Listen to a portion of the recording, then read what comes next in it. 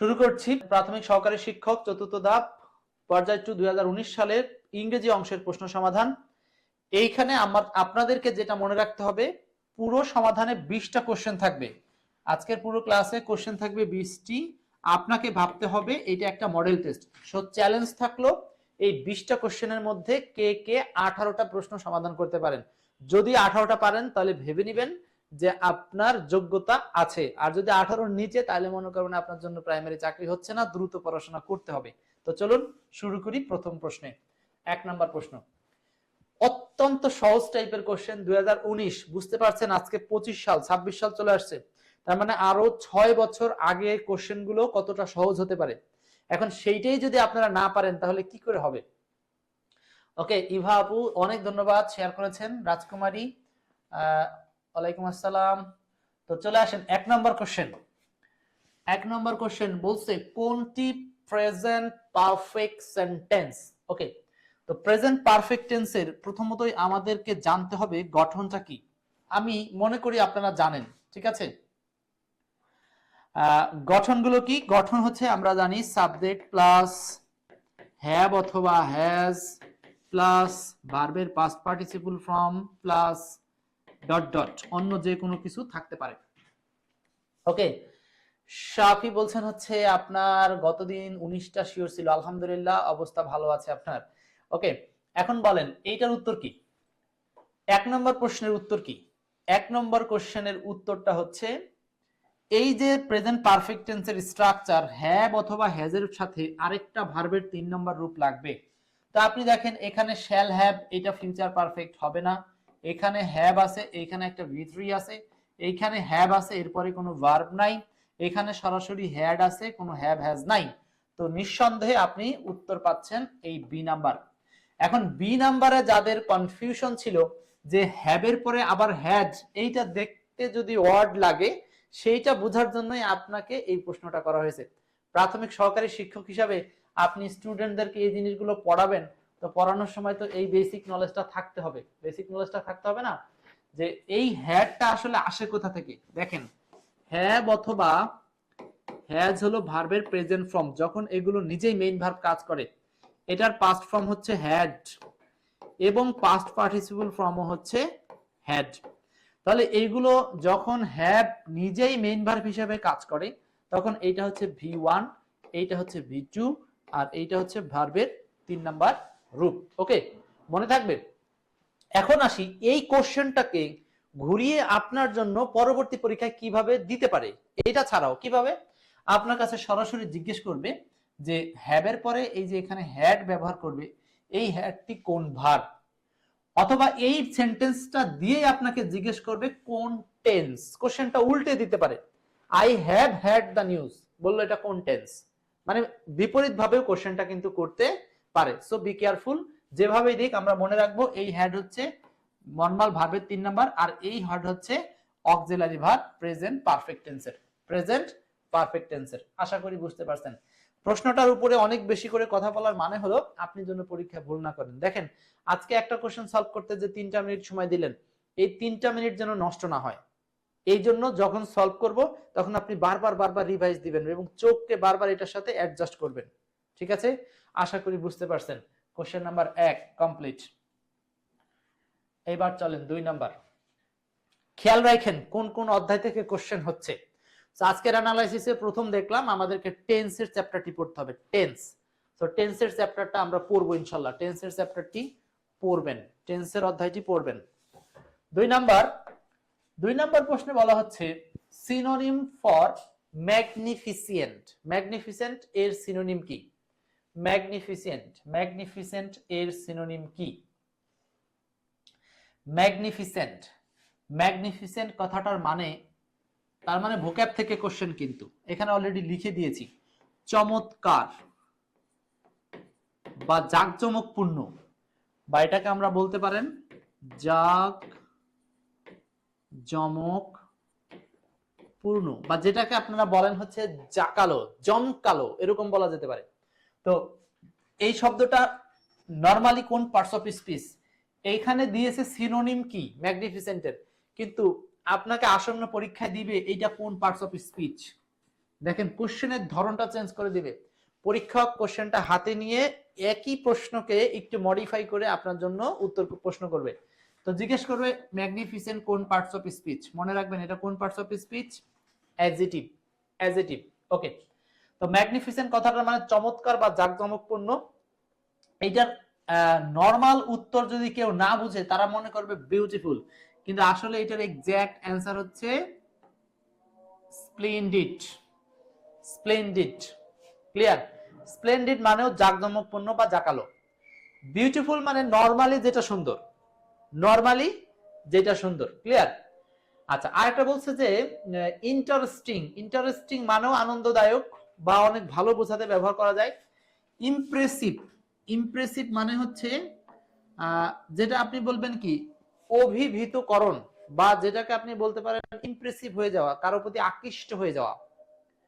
তো কারো প্রতি আকৃষ্ট হয়ে যায় একটা সেন্স, আর এইটা হচ্ছে স্প্লেন্ডিড, নিজে নিজেই জাঁকজমকপূর্ণ বা চমৎকার কোনো পরিবেশ বা আয়োজন, কোনো অনুষ্ঠান ইত্যাদিকে বোঝানোর জন্য স্প্লেন্ডিড বা ম্যাগনিফিসেন্ট কথাটা ব্যবহার করতে হবে।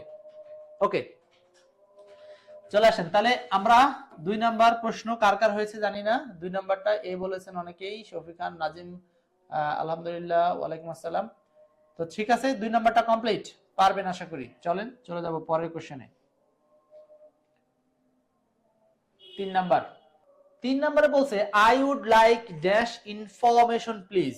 এটা অ্যান্সার করেন আপনারা। কোশ্চেন নাম্বার 3 উত্তর করবেন। ক্লাসটা একটু শেয়ার করতে হবে সবাইকে। 3 নাম্বার বলছে I would like dash information please. Okay, এইটা কোন চ্যাপ্টার থেকে আসছে? প্রথমত আপনাকে চ্যাপ্টারটা ধরতে হবে, কোন টপিক থেকে আসছে। টপিকটা হচ্ছে ডিটারমিনার, টপিকটা হচ্ছে ডিটারমিনার। তো ডিটারমিনার চ্যাপ্টার থেকে যে কোশ্চেনটা আসছে, প্রথমে আপনাকে ফিল ইন দা ব্ল্যাঙ্ক এই কোশ্চেনের ক্ষেত্রে যেটা বুঝতে হবে, শূন্যস্থানের পরে বা আগে কি আছে তার সাথে ম্যাচ করে ওয়ার্ড বসাতে হবে। সো এখানে আনকাউন্টেবল নাউন ইনফরমেশন, যারা জানেন আনকাউন্টেবল নাউন হচ্ছে ইনফরমেশন। সো আনকাউন্টেবল নাউনের সাথে ফিউও বসে না, এনও বসে না, এও বসে না, একমাত্র যোগ্যতা আছে সাম। এটা অনেকেই পারবেন, শুধু নরমালি পড়লেই কিন্তু পারা যায়। ওকে, 3-এর উত্তর হচ্ছে বি নাম্বার। তো সাম যেমন ডুয়াল ডিটারমিনার, আমরা গতকাল পেইড কোর্সে এই ডিটারমিনার চ্যাপ্টারটা পড়েছি। তো সামের মতো করে আরো যে সমস্ত ওয়ার্ড আছে সেগুলো একটু মনে রাখবেন, যেমন all, any, some, more, most, the, that, this. এই যে শব্দগুলো লিখলাম এগুলো মনে রাখবেন। এই ডিটারমিনার গুলো 2 ধরনের নাউনের সামনে বসতে পারে, সেটা কাউন্টেবল অথবা নন কাউন্টেবল নাউনের সামনেও বসতে পারবে। ওকে, চলে যাব পরের কোশ্চেনে। তাহলে ডিটারমিনার চ্যাপ্টারটা খেয়াল রাখবেন, ডিটারমিনারটা পড়বেন। নেক্সট 4 নাম্বার, আ বার্নিং কোশ্চেন মিন্স, এটা কোন চ্যাপ্টার থেকে আসছে? চ্যাপ্টারের নাম কি? চ্যাপ্টারের নামটা কি ফারজানা? চ্যাপ্টারের নাম বলেন। এই চ্যাপ্টারের নাম হচ্ছে idioms, idioms and phrases, idioms and phrases. Okay, a burning question মানে কি? a burning question, গুরুত্বপূর্ণ প্রশ্ন। a burning question, এই বার্নিং কথাটার মানে কি? বার্ন মানে হচ্ছে জ্বলতে থাকা, বা যেটা সাধারণত কোনো একটা সময় হট টপিক। যেমন বর্তমান এখন যে হট টপিকটা সেটা হচ্ছে হাদিকে বা ওসমান হাদিকে কে বা কারা কি করেছে, হত্যার চেষ্টা চালিয়েছে, এর নেপথ্যে কারণ কি। এই যে যে একটা গুরুত্বপূর্ণ ইস্যুজ যেটা সব সময় সবার মুখে সব জায়গাতে চলমান, তো এই ধরনের কোন বিষয়কে বলা হচ্ছে বার্নিং। এই ধরনের বিষয়কে বলা হচ্ছে বার্নিং। তো বার্নিং মানে আসলে চলমান সময়ে যেটা সবচেয়ে গুরুত্ব বহন করে সেটাই হচ্ছে বার্নিং। তো বার্নিং শব্দটা এখানে মিনিং হিসাবে কনভার্ট হয়েছে ইম্পর্টেন্টে। তাহলে বাংলাটা হচ্ছে অ্যান ইম্পর্টেন্ট কোশ্চেন বা গুরুত্বপূর্ণ প্রশ্ন। এই বার্নিং কোশ্চেন মানে হলো অ্যান ইম্পর্টেন্ট কোশ্চেন, গুরুত্বপূর্ণ প্রশ্ন। তো এইটা হচ্ছে এ নাম্বার। তো এটাকে আপনারা অনেক সময় বলতে পারেন যে হোয়াট টপিক, মানে হচ্ছে গরম বিষয় যেটা, বা discussed issue, mostly discussed issues, মানে যে বিষয়টা সবচেয়ে বেশি আলোচনা হচ্ছে এরকম। তো বাংলাটা অনেক ভাবে আপনাকে দিতে পারে ইংরেজিটা। সো মূল কথা হচ্ছে যে ঘটনা বা যে বিষয়টা খুব গুরুত্বসহিত আলোচনার মধ্যে আছে, সেটার নামই হচ্ছে বার্নিং কোশ্চেন। ওকে, আশা করি মনে থাকবে। নেক্সট চলে যাব 4 এর পরের প্রশ্নে। তাহলে ইডিয়মস এন্ড ফ্রেজ এই চ্যাপ্টারটা আমাদেরকে পড়তে হবে, ঠিক আছে? সাইমন নাহার ঠিক বলেছেন, হ্যাঁ ফারজানা ঠিক আছে। চলেন পরের কোশ্চেনে যাই, 5 নাম্বার। ক্লাসটা একটু শেয়ার করে দিব, আমরা সবাই যারা ক্লাসে আছি আমরা আলোচনা করছি প্রাইমারি পরীক্ষার প্রশ্ন সমাধান অ্যানালাইসিস করে আপনাদেরকে বোঝানোর চেষ্টা করতেছি কোন কোন চ্যাপ্টারগুলো আপনারা বেশি পড়বেন এবং কোনগুলো আপনি কম পড়বেন সেগুলো আপনারা পাবেন। ফারজানা সবচেয়ে সহজ কোশ্চেন এটা, which one is reflexive pronoun? কোনটা রিফ্লেক্সিভ প্রোনাউন? তো রিফ্লেক্সিভ প্রোনাউন সম্পর্কে জানেন নাকি বলেন? রিফ্লেক্সিভ প্রোনাউন হচ্ছে আমরা জানি যেগুলো সেলফ দ্বারা জড়িত, সেলফ অথবা এলভিইএস, সেলফ দ্বারা জড়িত, এদেরকে বলা হয় রিফ্লেক্সিভ প্রোনাউন। তো এখানে মাই সেলফ আছে, খুবই সহজ। তো এত সহজ একটা কোশ্চেন পরীক্ষার হলে আসছে, তো আপনি বলেন প্রোনাউন চ্যাপ্টারটা পড়তে হবে এবং প্রোনাউনের বেস যেগুলো দরকার সেগুলো পড়তে হবে। হ্যাঁ, এই গবেষণার আলোকেই কিন্তু আমরা পেইড কোর্সে সেই চ্যাপ্টারগুলো থেকে ওই টপিকগুলো আপনাদেরকে পড়াবো। ওকে, চলেন পরের প্রশ্নে যাই। 6, বটম লাইন মানে কি? বটম লাইন তাহের বলছিলেন হচ্ছে 5 এর এ, শাফি বলছেন হচ্ছে 5 এর এ, ঠিক আছে। 6 নাম্বার, বটম লাইন মানে কি? Bottom line, bottom line, bottom line, bottom, এই বটম লাইন কথাটার অর্থ কি? দেখেন 6 নম্বরে একজন বলছেন এসেনশিয়াল পয়েন্ট, এটা প্রচুর পড়ছেন আপনারা জীবনে, অনেকেরই এটা মুখস্থ হয়ে গেছে।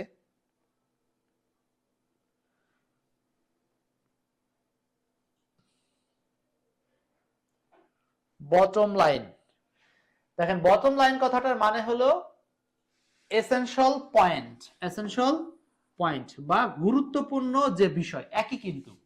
ওই যে একটু আগে আমরা একটা দেখলাম না বার্নিং কোশ্চেন, ওই সেম জিনিসটাই বার্নিং কোশ্চেনের মতোই, এসেনশিয়াল পয়েন্ট। এখন এখানে আরেকটা কথা দেখেন, অনেকে ভুল করতে পারেন যে লাস্ট লাইন কিনা একটা বইয়ের, এন্ড অফ দা রোড কিনা, ফাইনাল স্টেপ কিনা। না, এটা আসলে ওইটা না। এসেনশিয়াল পয়েন্ট মানে ধরেন আপনার একটা পৃষ্ঠায় অনেকগুলো আলোচনা হয়েছে, নরমালি দেখবেন পেজের লাস্টে বা কোনো বিষয়ের আলোচনার শেষে বলা হয়, পরিশেষে বলা যায়, মানে এক কথায় আমরা বলতে পারি, এই ধরনের যে ইঙ্গিতগুলো দেওয়া থাকে এই জায়গাটার নামই হচ্ছে বটম লাইন।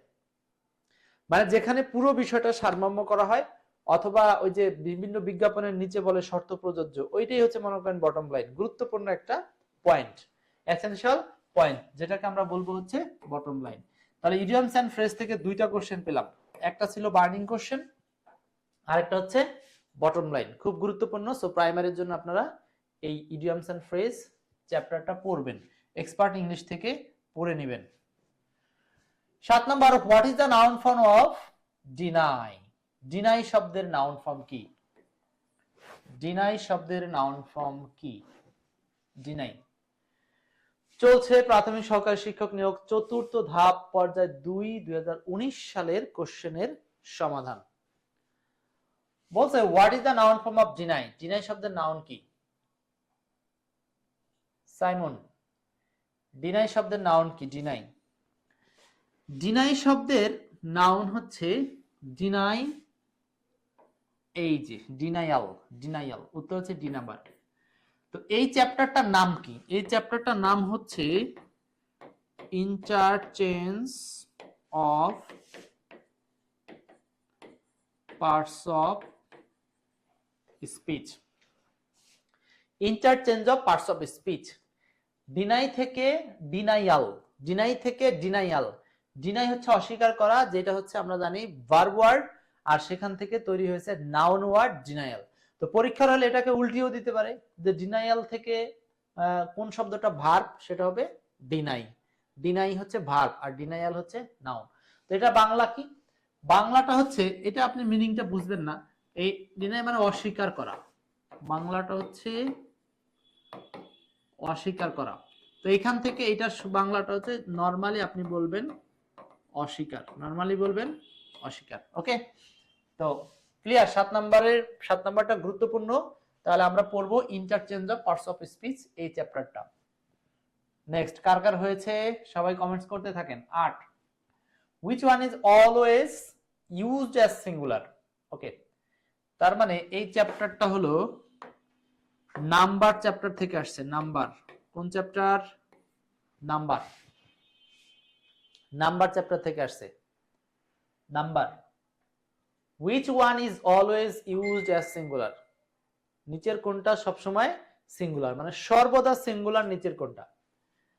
মানে যেটা সোজা কথা আপনি বলতে পারেন যে যার কোনো প্লুরাল রূপ নাই, এরকমটাকে আমরা সর্বদা সিঙ্গুলার বলতে পারি। তো হর্স মানে ঘোড়া, এটা গণা যায়। আর কাস্টুম, কাস্টুম মানে কি? কাস্টুম মানে,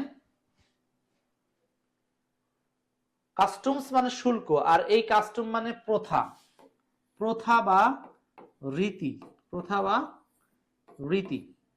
আচ্ছা, স্টাফ মানে তো জানেন কর্মী।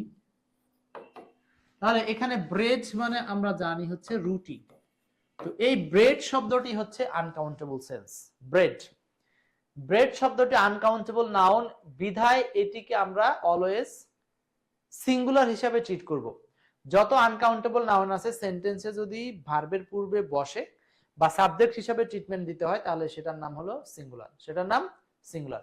তো ওই সেন্সে এখানে জিজ্ঞেস করছে নিচের কোনটা সবসময় সিঙ্গুলার, সেটা হলো ব্রেড বা রুটি। আর বাকি সবগুলোই প্লুরাল হতে পারে, প্রয়োজন অনুযায়ী অর্থের খাতিরে চেঞ্জ হতে পারে। ওকে, 8 এর উত্তর হচ্ছে B number. Next 9, Kamal did not join the army. Here the word army, এখানে আর্মি শব্দটা কি? Kamal did not join the army, here word army, এখানে আর্মি শব্দটা কি?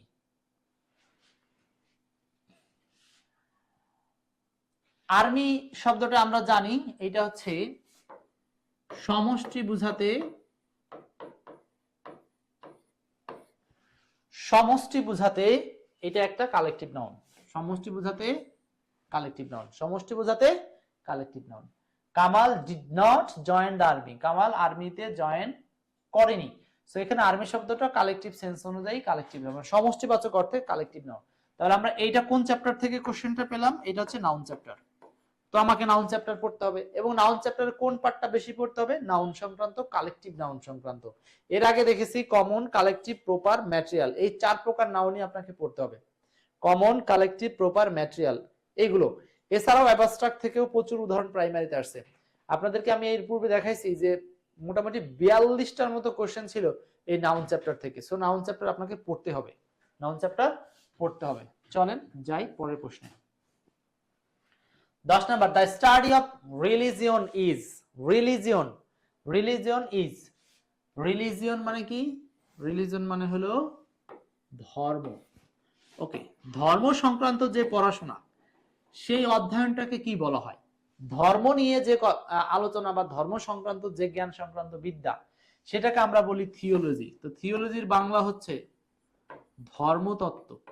তো এই চ্যাপ্টারটা আসলে নাম কি? এই চ্যাপ্টারটার নাম আপনারা জানেন অনেকেই, সাবস্টিটিউশন, বা এটার আরেকটা নাম হলো সিঙ্গেল ওয়ার্ড।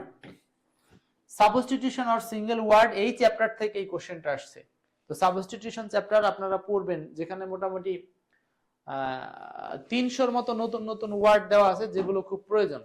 আপনারা জানেন যে এই যে এক্সপার্ট ইংলিশ বই আজকেও হচ্ছে, এটা বুকিং এ চলে যাবে এখনই। সো অনেকগুলো বই বুকিং এ আছে।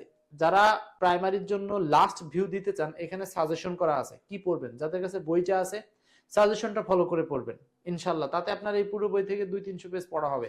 এতে করে আপনি কমন পাই যাবেন, 25-এ 23-24 কমন পাবেন। থিওলজি ধর্মতত্ত্ব, ফনোলজি ভাষাবিজ্ঞান নাকি, মরফোলজি, মরফোলজি মানে কি শব্দতত্ত্ব, আর ইটিমোলজি। আচ্ছা, এইগুলো সবগুলো আমি আপনাদের জন্য একটা ব্যাখ্যার জিস্ট রাখছি, এখানে একটু পড়বেন একসাথে, খুব গুরুত্বপূর্ণ। কারণ এখানে 4টা অপশন দিয়েই কিন্তু কোশ্চেন তৈরি হতে পারে, 4টি অপশন দিয়েই প্রশ্ন তৈরি হতে পারে। যেমন বলছে ফনোলজি, ফনোলজি মানে কি ধ্বনি বিজ্ঞান, ফনোলজি মানে ধ্বনি বিজ্ঞান, ভাষার ধ্বনি সাউন্ড নিয়ে যে বিজ্ঞান বা যে থিওরি বা যে তত্ত্ব এটার কথা বলা হচ্ছে। আচ্ছা, এটিমোলজি, এটিমোলজি, এটিমোলজি মানে শব্দ তত্ত্ব, শব্দ তত্ত্ব, যেখানে শব্দের উৎস বা শব্দের উৎপত্তি কি সেটা নিয়ে আলোচনা করা হয়, এটার নাম হলো এটিমোলজি। মরফোলজি মানে কি? মরফোলজিও শব্দতত্ত্ব বা রূপতত্ত্ব যেটাকে আমরা বলি। শব্দতত্ত্ব বা রূপতত্ত্বের মধ্যে পার্থক্যটা কি? শব্দতত্ত্ব হচ্ছে শব্দটা কোন জায়গা থেকে আসছে, এটার উৎস। আর শব্দতত্ত্ব বা রূপতত্ত্ব হচ্ছে ওই শব্দটা কিভাবে গঠন হয়েছে, মানে শব্দের সাফিক্স কি, প্রিফিক্স কি এবং রুট কি, এইটা নিয়ে আলোচনা করা হয় হচ্ছে মরফোলজিতে। মরফোলজিতে ওকে, আশা করি বুঝতেছেন। তাহলে থিওলজি থেকে ধর্মতত্ত্ব বা ধর্ম নিয়ে যেখানে আলোচনা, এটিমোলজি হচ্ছে শব্দতত্ত্ব, আর মরফোলজি হচ্ছে রূপতত্ত্ব। রূপতত্ত্ব মানে শব্দের গঠন, আর এটিমোলজি শব্দতত্ত্ব। শব্দতত্ত্ব মানে শব্দের উৎপত্তিবিদ্যা। খেয়াল রাখবেন কিন্তু, origin of words, origin of words এটি হচ্ছে এটিমোলজি। আর এটা structure of words, structure, structure of words সেটার নাম হলো মরফোলজি। তো শব্দ দুটোর দিকে খেয়াল রাখতে হবে। ওকে, এবং লাস্ট হচ্ছে থিওলজি, ধর্মতত্ত্ব। এটা পারবেন আশা করি। এই চারটায় আপনি ভালো করে খেয়াল রাখলে এখান থেকে কোশ্চেন তৈরি হলে পারবেন। 11 মোটামুটি 10টা কোশ্চেন হয়ে গেছে। কার কয়টা উত্তর হয়েছে জানি না। মোট 10টা প্রশ্নে যদি আপনার 9টা হয়ে থাকে তাহলে মনে করেন আপনার অবস্থা ভালো। মোট 20টি কোশ্চেন সলভ করব। বলেন পরের প্রশ্নটা কি হবে? 11 নম্বর question number 11।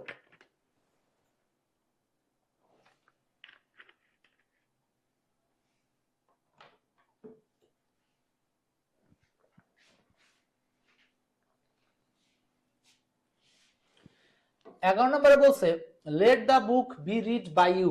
Late the book be read by you.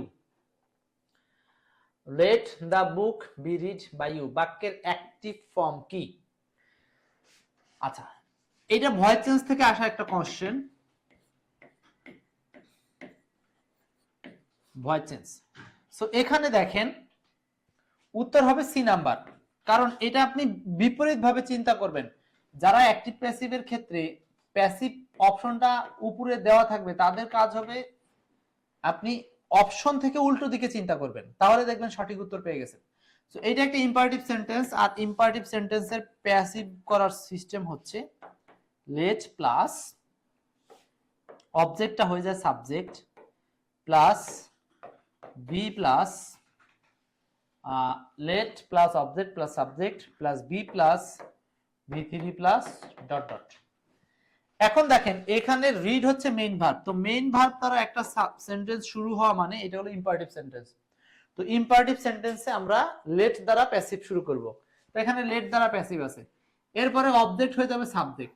এই বাক্যের অবজেক্টকে দা বুক, দা বুকটা হয়ে গেল সাবজেক্টের পজিশনে। এরপরে হয়ে গেল বি, আর পাশে থাকলো read, be read by you. আশা করি বুঝতে পারছেন, ক্লিয়ার? তাহলে অ্যাক্টিভ থেকে প্যাসিভ আবার প্যাসিভ থেকে অ্যাক্টিভ দুইভাবেই চিন্তা করতে হবে, দুইভাবেই চিন্তা করা লাগবে। ওকে, চলেন চলে যাই পরের কোশ্চেনে। 12 I dash him only one letter up to now. I dash him only one letter up to now. এইটা কোন চ্যাপ্টারের কোশ্চেন ভাই বলেন তো? কোন চ্যাপ্টারের কোশ্চেন? শফি খান, ফারজানা 11C বলছিলেন, সামুন্নাহার 11C, ঠিক আছে।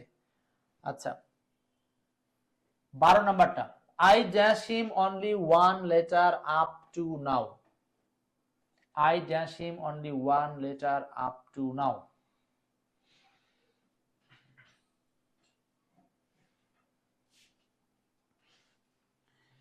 এখানে have sent, উত্তর কেন have sent হলো? I dash him only one letter up to now, এই যে up to now এখন পর্যন্ত, যদি কোনো সেন্টেন্সে এরকম আপ টু নাও কথাটা থাকে মানে এখন পর্যন্ত বোঝাতে শব্দটা থাকে, তাহলে আপনি এইটাকে ব্যবহার করবেন হচ্ছে প্রেজেন্ট পারফেক্ট টেন্স হিসাবে। কি হিসাবে? Present perfect tense, present perfect tense হিসাবে। আপ টু নাও এখন পর্যন্ত, প্রেজেন্ট পারফেক্ট টেন্স। এরকম প্রেজেন্ট পারফেক্ট টেন্স হওয়ার জন্য সেন্টেন্সে আরো কিছু উপাদান থাকবে যেগুলোকে আমরা অ্যাডভার্ব অফ টাইম বলে থাকি। অ্যাডভার্ব অফ টাইম বলে থাকি। যেমন আমরা শব্দগুলো একটু লিখি, যারা জানেন কমেন্ট করেন কি কি আছে যেগুলো থাকলে আমরা ওই বাক্যটাকে পারফেক্ট টেন্সে করি। যেমন already, already, recently, yet, ever,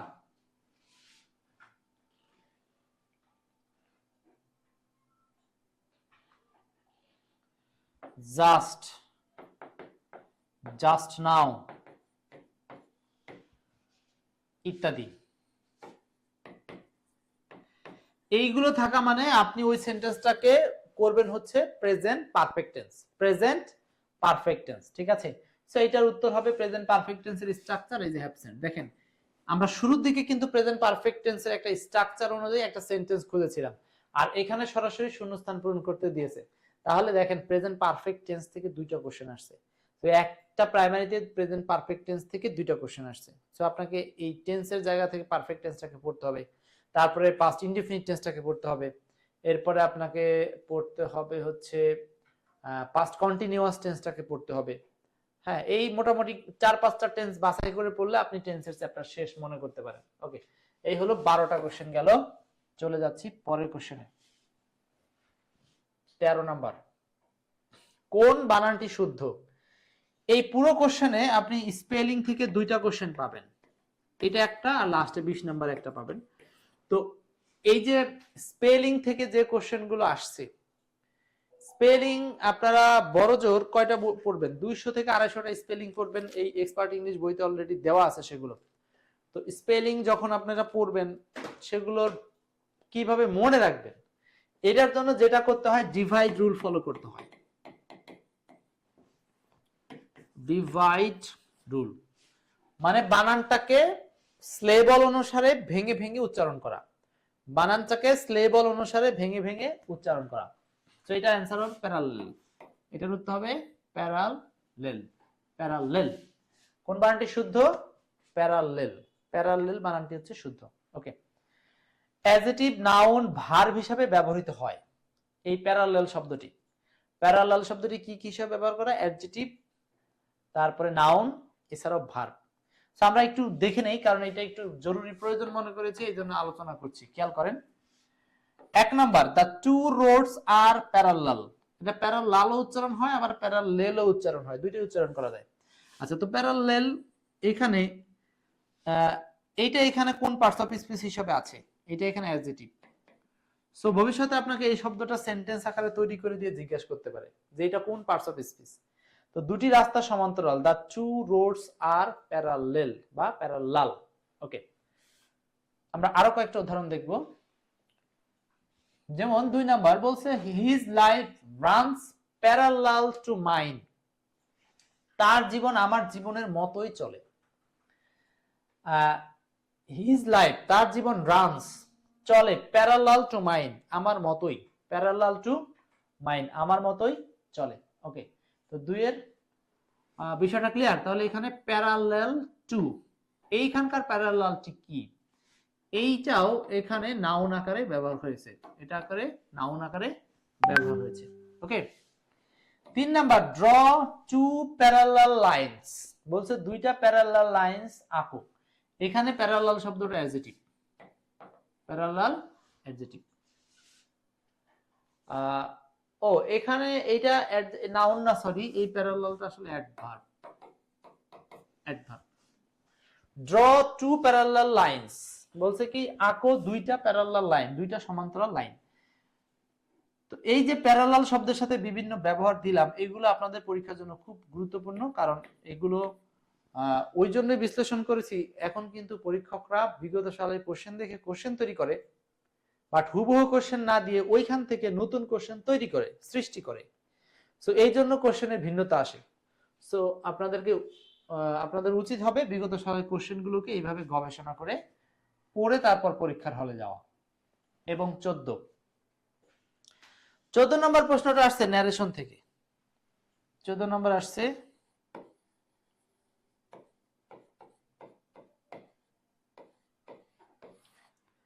narration থেকে। He addressed mister Rahman and wished him good morning. এইটা কিন্তু ডিরেক্ট আছে না ইনডিরেক্ট আছে?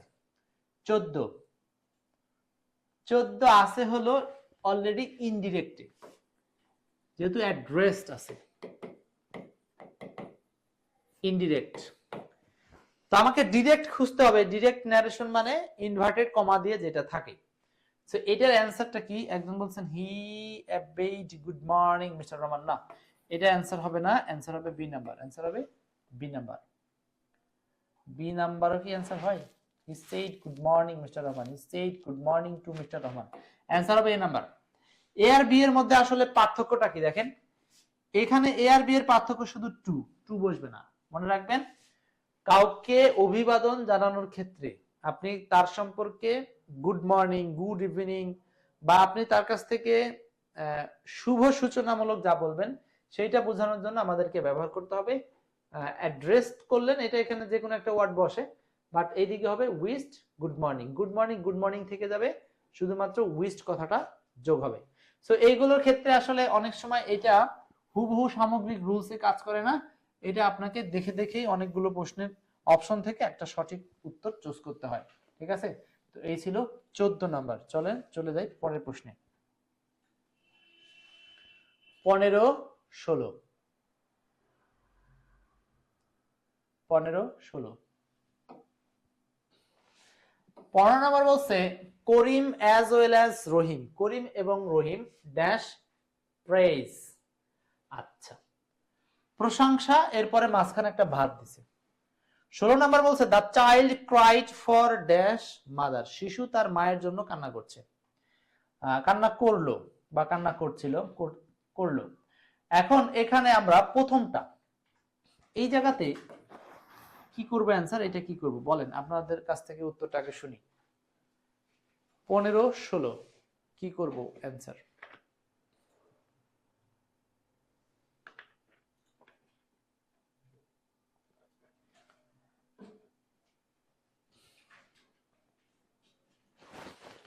পনেরো এবং 16। 15 নম্বর বলছে করিম অ্যাজ ওয়েল অ্যাজ রহিম ড্যাশ প্রাইসেস। আনসার হবে ডিজার্ভস। কেন ডিজার্ভস হবে? এটার বাংলা হচ্ছে কোনো কিছুতে যোগ্য হওয়া। এখন ইজ ডিজার্ভিং, আর ডিজার্ভিং এগুলো ভুল, কারণ ডিজার্ভ শব্দটিকে আমরা কন্টিনিউয়াস টেন্সে বাক্যে ব্যবহার করব না। ডিজার্ভ শব্দটাকে কন্টিনিউয়াস টেন্সে ব্যবহার করব না, তো এই কারণে প্রেজেন্ট ইনডেফিনিট টেন্স দ্বারাই কন্টিনিউয়াসের মতোই বোঝাবে। তো এখন প্রশ্ন হলো এটা হলো না কেন? মনে রাখবেন অ্যাজ ওয়েল অ্যাজ দ্বারা যখন কোনো সাবজেক্ট যোগ হয়, অ্যাজ ওয়েল অ্যাজ দ্বারা যখন কোনো সাবজেক্ট যোগ হয় তখন সেটা পূর্বপদ অনুসারে ভার্ব বসে। তো পূর্বপদ করিম এটা সিঙ্গুলার, তো থার্ড পারসন সিঙ্গুলার হলে প্রেজেন্ট টেন্সে ভার্বের সাথে কি হয়? এস বা ইএস যুক্ত হয়। তো এখানে সেই নিয়মই হয়েছে। ক্লিয়ার? এস বা ইএস যুক্ত হয়েছে, আর কিছু না। এখন এইটা এস বা ইএস নাই, এজন্য এটা হয়নি, কারণ সাবজেক্টটা সিঙ্গুলার হলে তো এটার সাথে এস বা ইএস দরকার। 16 number the child cried for dash mother, এটা অ্যান্সার হবে দ্য চাইল্ড, শিশুটি ক্রাইড কান্না করে for its mother, for its mother. The child শিশুটি ক্রাইড কান্না করে ফর ইটস মাদার, মানে কি এর বা তার বা ইহার মায়ের জন্য। সো এখানে ইটস কেন হয় মনে রাখবেন, শিশু হচ্ছে আপনার চাইল্ড বা শিশু হলো জড় বস্তু হিসাবে ধরা হয় বা জড় পদার্থ হিসাবে ধরা হয়, মানে ইতর প্রাণী, আসলে জড় না, ইতর প্রাণী। তো ইতর প্রাণী বোঝাতে শিশুদেরকে আমরা সরাসরি হি বা সি দ্বারা উল্লেখ করব না, এই ক্ষেত্রে আমরা ইট দ্বারা উল্লেখ করব। এই কারণেই এখানে নাউনের আগে পসেসিভ হিসাবে ইটস বসেছে, যে ইটসটা মূলত চাইল্ডকে রেফার করেছে। আর এই চ্যাপ্টারটার নাম হলো প্রোনাউন অ্যান্টিসিডেন্ট এগ্রিমেন্ট। প্রোনাউন যাদের কাছে এক্সপার্ট আছে তারা এই চ্যাপ্টারটা পাবেন ওই বইতে। অ্যান্টিসিডেন্ট এগ্রিমেন্ট অন্য সাধারণ বইগুলোতে নাই, কিন্তু pronoun antecedent agreement, the child cried for its mother, pronoun antecedent agreement, এই চ্যাপ্টারে এটা পাবেন। তো চাইল্ড হচ্ছে থার্ড পারসন সিঙ্গুলার এবং ইতর প্রাণী হিসাবে ট্রিট করা হবে, এই জন্য ইটস। ক্লিয়ার? 15 আনসারটা ছিল বি, 16 আনসার হচ্ছে ডি। ওকে, আমরা প্রায় শেষ পর্যায়ে চলে আসছি, চলে যাব পরের প্রশ্নে। 17, এনশিওর মানে কি? আমরা ইতিপূর্বে একটা ভোকাব সংক্রান্ত কোশ্চেন কিন্তু দেখেছিলাম, ম্যাগনিফিসেন্ট, আর আরেকটা ভোকাব কোশ্চেন দেখছি এনশিওর। এনশিওর মানে কি? এনশিওর মানে হলো কোনো কিছুতে নিশ্চয়তা দেওয়া। এনশিওর মানে হচ্ছে কোনো কিছুতে নিশ্চয়তা দেওয়া। এনশিওর মানে হচ্ছে কোনো কিছুতে নিশ্চয়তা দেওয়া। ওকে, এনশিওর মানে কোনো কিছুতে নিশ্চয়তা দেওয়া। এটার অ্যান্সার হচ্ছে মেক সার্টেন। মেক সার্টেন, কোনো কিছুতে নিশ্চয়তা দেওয়া। মেক সার্টেন, কোনো কিছুতে নিশ্চয়তা দেওয়া। এনশিওর, এনশিওর কোনো কিছুতে নিশ্চয়তা দেওয়া। এনশিওর, মেক সার্টেন কোনো কিছুতে নিশ্চয়তা দেওয়া। ওকে, এনশিওর, শুধু শিওর মানে নিশ্চিত, আর এখানে এন যোগ করে ভার্ব তৈরি করা হয়েছে, তাই না? ভার্ব তৈরি করা হয়েছে। সো এখানে কমন একটা ফ্যাক্টর আপনাদের জন্য কিছু প্রবলেম তুলে এনেছি। এটা এনশিওর মানে নিশ্চিত করা বা কোনো কিছুতে নিশ্চয়তা দেওয়া। পরের পয়েন্ট হলো ইনশিওর। ইন্স্যুরেন্স থেকে আসছে ইনশিওর। ইনশিওর মানে হলো বীমা করা। ইনশিওর মানে বীমা করা। পরেরটা হচ্ছে অ্যাসিওর।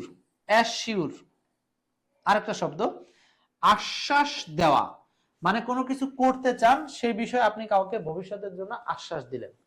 একটা হলো অ্যাসিওর আশ্বাস দেওয়া, আর একটা হলো এনশিওর একেবারে নিশ্চয়তা দেওয়া।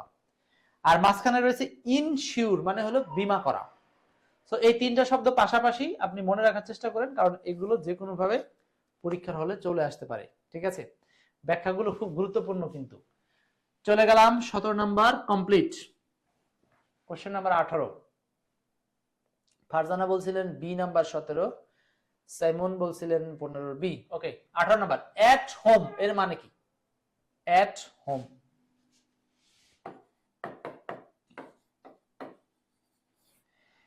এট হোমের অনেকগুলো মিনিং আছে। যেমন একটা লিখলাম হলো স্বচ্ছন্দ, আরেকটা লিখবো পরিচিত, আর আরেকটা কি বলা যায়? আরেকটা বলা যায় হচ্ছে দক্ষ। দক্ষ, আরেকটা হচ্ছে দক্ষ। দেখেন তিনটা শব্দ, তিনটা মিনিংই হতে পারে এট হোম। এখন এই চারটা অপশনের মধ্যে কোনটা মিলে যায়? স্বচ্ছন্দ, পরিচিত, আরেকটা হচ্ছে দক্ষ।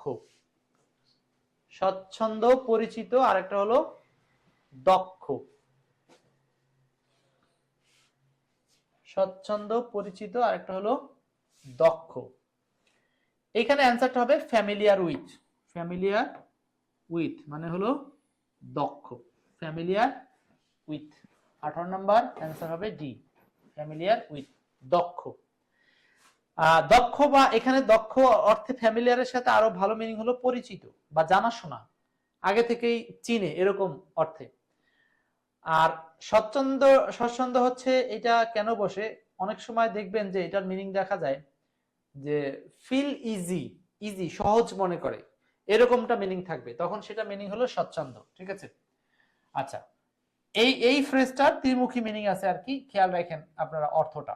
নেক্সট, এরপর চলে যাব পরের কোশ্চেনে 19 20, আজকের আলোচনার শেষ দুটি প্রশ্ন।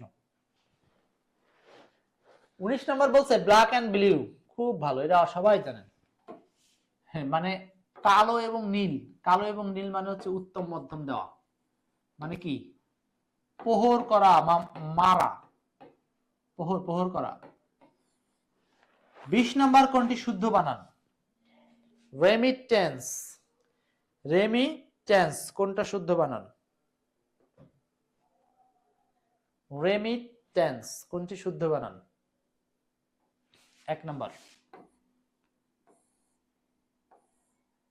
রেমিটেন্স না কি আসলে? Remittance, remittance, remittance. আচ্ছা, খুবই জটিল বানান মনে হয়, তাই না? এবং এইটাই গুরুত্বপূর্ণ, বারবার বিভিন্ন জায়গায় আসবে, এবারের পরীক্ষার জন্য গুরুত্বপূর্ণ, লিখে রাখেন কথাটা, কারণ এটা একটা হট টপিক কিন্তু এই গভর্নমেন্টের সময়। আচ্ছা, তাহলে আমরা রেমিটেন্স যদি লিখি, রেমিটেন্স, REMIT, রেমিটেন্স, রেমিটেন্স, এটা অ্যান্সার। আচ্ছা, এইটার একটা সিস্টেম হলো আপনি ডিভাইড রুলস ইউজ করবেন। ডিভাইড রুল মানে আপনি নিজে আগে লিখবেন, নিজে যদি খাতায় লিখেন দেখবেন যে একটা সলভ আসবে। তো এখানে নিজে লেখেন যে রেমিট টেন্স। আপনি অপশনগুলো না দেখে নিজে একটা লিখেন, লেখার পরে দেখেন কোনটা অপশনের সাথে মিলে। আচ্ছা, এখন আপনারা এটাকে ডিভাইড রুলের মাধ্যমে দুইটা ভাগ করবেন। রেমিট একটা ভাগ আর টেন্স এটা একটা ভাগ। মোট কটা ভাগ হলো? দুইটা পার্ট। তো দুইটা পার্টের ক্ষেত্রে আপনি যখন ডিভাইড করে নিলেন, এইবার আপনার জন্য এটা উচ্চারণ করাও সহজ, বানান করে লেখাও সহজ। পরীক্ষার হলে এটা আসছে এবং সামনেও আসবে, এই জন্য খুব গুরুত্বপূর্ণ কোশ্চেন, মাথায় রাখেন। ঠিক আছে, কোশ্চেন আউট করে দিলাম আপনাদের জন্য একটা। তো এই ছিল আপনাদের সাথে আজকের আলোচনায় প্রাইমারি পরীক্ষা আসা বিগত সালে কোশ্চেনগুলো সমাধান করলাম। এইখান থেকে আপনারা নিঃসন্দেহে কোশ্চেন পাবেন এবং এই কোশ্চেনগুলো আপনাদের জন্য কাজে দিবে। ও এখানে একটু বাড়তি জিনিস আপনাদের জন্য রাখছিলাম, এই যে পরীক্ষার জন্য এক্সট্রা নোট একটু কষ্ট করে নিয়ে নেবেন। যেমন ফরেন রেমিটেন্স, বৈদেশিক মুদ্রা আয়, রেমিটেন্স ইনফ্লো মানে কি? রেমিটেন্সের প্রবাহ। যদি রেমিটেন্স ইনফ্লো, রেমিটেন্সের প্রবাহ, এগুলো অনেক সময় আপনাদের ট্রান্সলেশন হিসেবে প্রয়োজন হবে এবং এখান থেকে সবচেয়ে গুরুত্বপূর্ণ কয়েকটা ভোক্যাব শব্দ লাগবে যেগুলো জরুরি।